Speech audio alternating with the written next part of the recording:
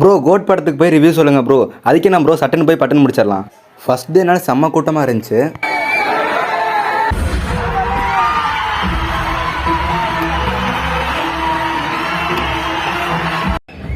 Original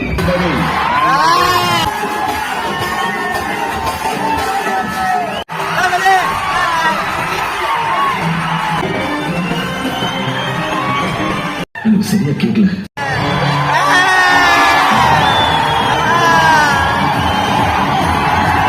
படம் நல்லாவே இருந்துச்சு. படம் ஃபுல்லாக ஆக்ஷன், அதில் சின்ன சின்னதாக காமெடி வச்சு படத்தை வேற லெவலில் கொண்டு போயிருந்தாங்க. அதுலேயும் தளபதி இன்ட்ரோ சீன்லாம் செம்ம மாஸ்னே சொல்லலாம். ஏஐ டெக்னாலஜி மூலிமா கேப்டன் திருப்பி வர வச்சிருப்பாங்க.